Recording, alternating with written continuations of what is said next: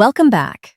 If you think walking alone is enough to stay healthy after 50, today's video might surprise you. What if the weakness in your legs is not a sign that your body is giving up, but a warning that your muscles are waiting to be reawakened? After 60, many people are told to accept slower movement, shaky steps, and heavy legs as normal aging. But that belief may be the very thing stealing their independence. After 60, one of the biggest fears many people face is the feeling that their legs are no longer reliable.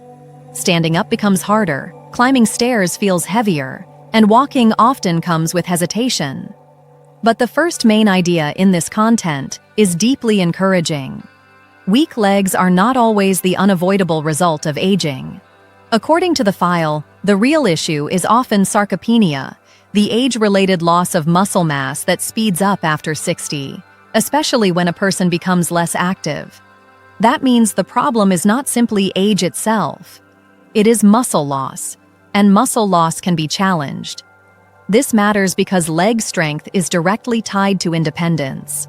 When the muscles weaken, simple tasks like getting out of a chair, walking to the mailbox, or moving safely around the house become more difficult. Over time, this can lead to fear, dependence, and a shrinking world. But the content strongly emphasizes that there is hope. It explains that targeted resistance-style movement can not only slow this decline, but even help reverse it, including in adults in their 70s and 80s. So the message is clear. You are not broken, and you are not too old. Your legs may be weaker, but they are still trainable. And that means strength, confidence, and independence are still within reach. And once we understand that weak legs after 60 are not always caused by aging alone, the next question becomes much more practical. What can actually be done about it? This is where the second idea becomes so encouraging. The content explains that you do not need a gym membership, expensive machines, or a complicated fitness program to begin rebuilding strength. Instead, it introduces 3 simple chair exercises that can be done right at home, using nothing more than a sturdy chair and a few minutes of consistency each day. That matters because for many older adults, the biggest barrier is not willingness. It is feeling intimidated by exercise. These movements remove that fear and make the first step feel possible. What makes this idea so powerful is how accessible it is. The 3 exercises, the seated march, the sit-to-stand modification, and the seated heel and toe raises, take less than 15 minutes a day when done together. No gym, no expensive equipment, just a simple routine focused on waking up weak muscles and restoring the strength needed for everyday life. That means these exercises are not designed for athletes. They are designed for real people who want to walk more confidently, stand up more easily, and stay independent longer. So this second point connects naturally to the first. If weak legs can be improved, then these 3 chair exercises offer a realistic place to begin. And that is what makes this message so hopeful. You do not have to wait until you feel stronger to start. Starting is how you become stronger.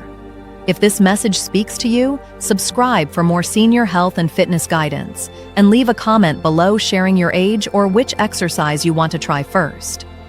Your story may encourage someone else to begin too.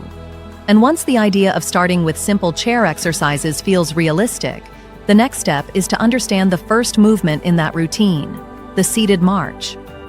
This follows naturally from the previous point, because if these exercises are meant to rebuild strength at home, then the first one must be gentle enough for beginners while still targeting muscles that matter in daily life.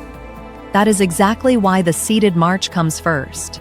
According to the content, this exercise helps wake up the hip flexors and the front thigh muscles, both of which play a major role in walking, climbing stairs, and lifting the legs safely with each step. In other words, this is not just a simple chair movement. It is a direct way to retrain the muscles that keep older adults mobile and independent. What makes the seated march especially valuable is that it works on one of the most overlooked problems after 60, the gradual loss of leg lifting strength. When these muscles weaken, people may start shuffling, dragging their feet, or feeling unsteady when stepping over curbs, rugs, or stairs. That can quietly increase the risk of tripping and falling. The content shows that even a small movement like lifting one knee at a time with control can begin restoring that lost function. It is simple, but it trains a very practical skill. So this third idea connects perfectly to the second. Once a person knows they can begin at home with only a chair, the seated march becomes the first real step towards stronger legs.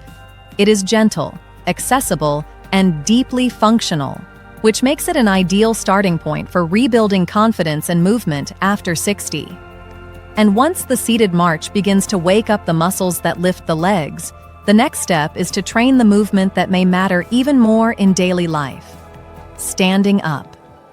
This is why the fourth idea flows so naturally from the third. It is not enough to lift the legs while seated if getting out of a chair still feels difficult, slow, or unsafe. That is exactly where the sit-to-stand modification becomes so important. According to the content, this exercise is considered by physical therapists a true test of functional independence, because the ability to rise from a chair without relying heavily on the arms is one of the strongest signs of whether an older adult can continue living independently. What makes this exercise so powerful is that it directly trains a movement people use many times every day. Getting up from the toilet, standing from the dining chair, rising from bed, or getting out of a car all depend on the same pattern.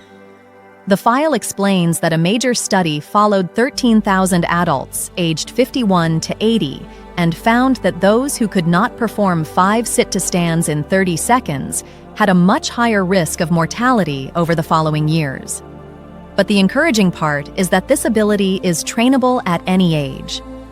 That means weakness here is not a final sentence. It is a signal that the body needs practice. The movement itself is simple but meaningful. Sit with the feet flat, lean slightly forward from the hips, then push through the heels to stand tall before lowering back down with control. And if that feels too hard at first, the content offers modifications, like using the arms or raising the seat with a cushion. So this fourth idea connects perfectly to the third. After reactivating the muscles that lift the legs, the sit-to-stand modification teaches the body how to rise again with strength, confidence, and dignity. And once the sit-to-stand movement starts rebuilding the strength to rise with confidence, the next step is to make sure those stronger legs can also keep you steady. That is exactly why the fifth idea flows so naturally from the fourth. It is not enough to stand up well if walking still feels shaky or if every uneven surface creates fear. This is where the seated heel and toe raises become so important.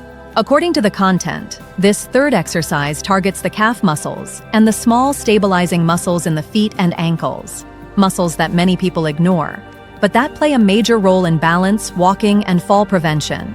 In fact, the file says ankle strength is one of the strongest predictors of fall risk in older adults. That point matters because falls are not always caused by tripping over something obvious.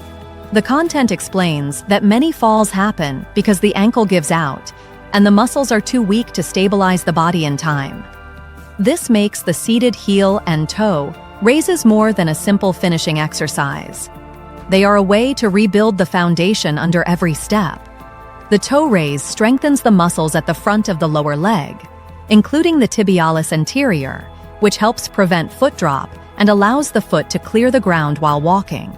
The heel and calf raises strengthen the back of the lower leg, improving push-off power and overall stability. The movement itself is simple. Sit tall, lift the heels with the toes down, then switch and lift the toes with the heels down, holding each position for 2 seconds and lowering with control. So this fifth idea connects perfectly to the fourth. After learning how to rise from a chair more strongly, these ankle and foot movements help make every step safer, steadier, and more confident. And once the ankles and feet begin to grow stronger, the deeper meaning behind all 3 chair exercises becomes much clearer. This is where the sixth idea connects naturally to the fifth, because these movements are not just about stronger muscles in isolation. Together, they support something much bigger: the ability to keep living independently. The content emphasizes that leg strength is directly tied to everyday freedom. It affects whether a person can get up without help, walk to the mailbox, step outside with confidence, visit friends, shop for groceries, or play with grandchildren without constantly worrying about falling. In that sense, stronger legs do not simply improve movement, they protect a person's lifestyle, dignity, and sense of control. This point matters because weakness in the legs often creates a chain reaction.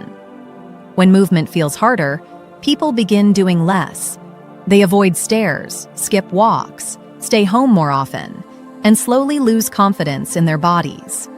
Over time, that can lead not only to more weakness, but also to isolation, fear, and a lower quality of life. The content makes it clear that rebuilding leg strength helps break that cycle. A stronger lower body means safer movement, more energy for daily activities, and a greater chance of staying active and socially connected. So this sixth idea ties everything together beautifully. Seated march helps lift the legs, sit to stand restores the power to rise, heel and toe raises improved balance, and together they help preserve independence.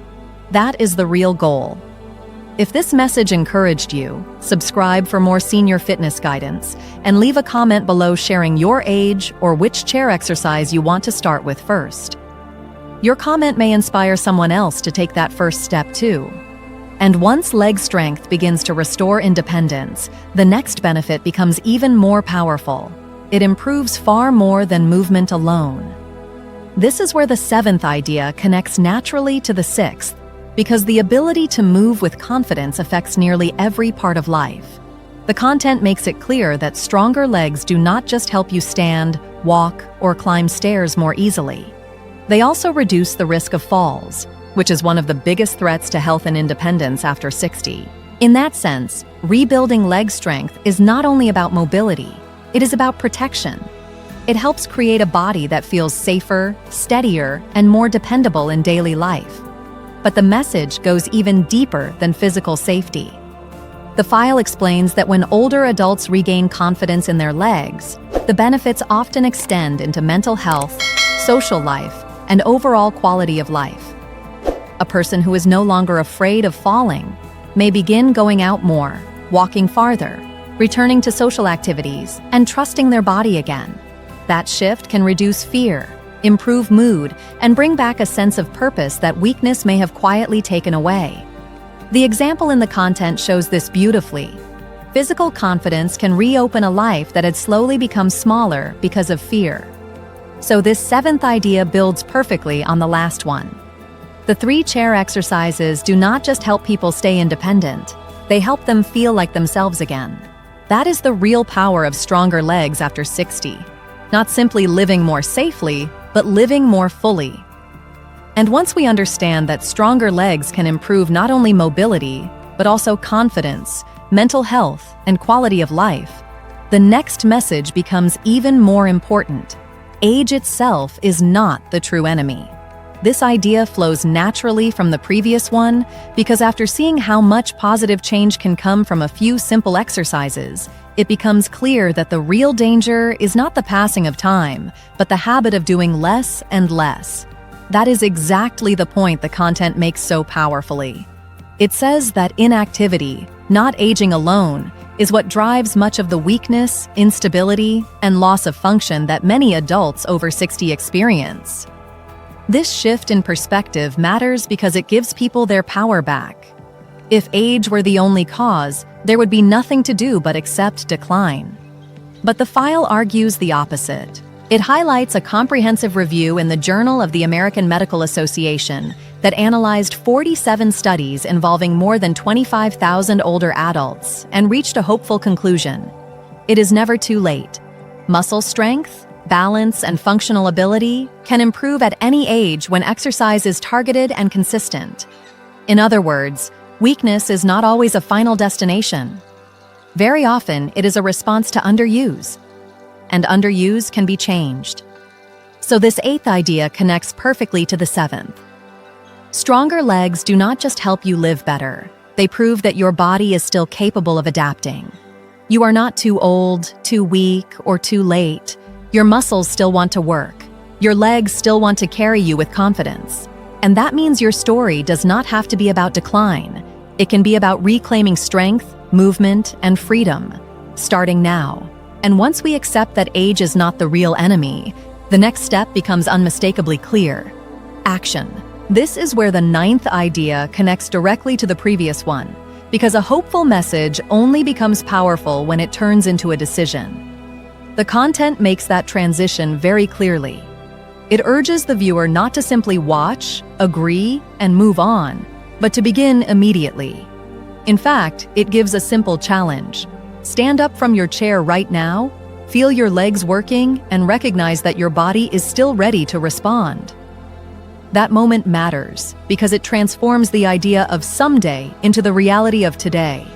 From there, the message becomes even more practical.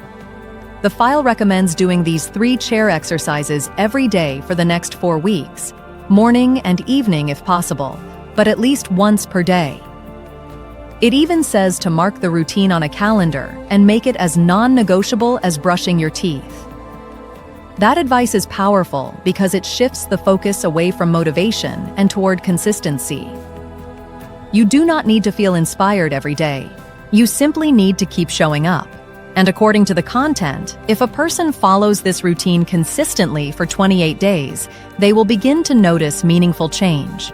That change may look simple on the surface: getting out of the car more easily, walking up the driveway with less effort, or simply feeling steadier and more confident. But those small changes are actually life-changing. So this 9th idea completes the message beautifully. Once you understand that your body can still improve, the only thing left is to begin and stay with it. 4 weeks of commitment can become the doorway to a stronger, more independent future. And once you commit to taking action for those first 28 days, the final message becomes deeply personal.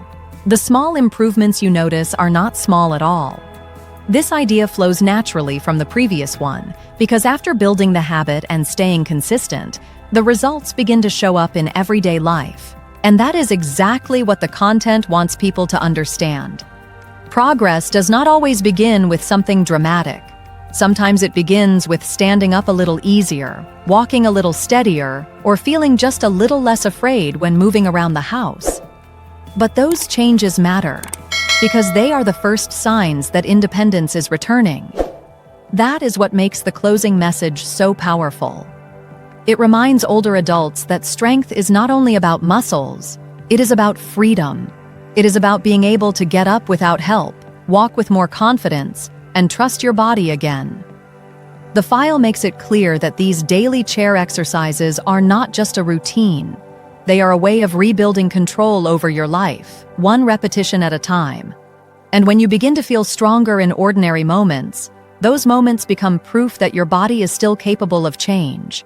So this final idea brings everything together. Weak legs do not have to define the years ahead. With simple, consistent effort, strength can return, confidence can grow, and daily life can begin to feel possible again.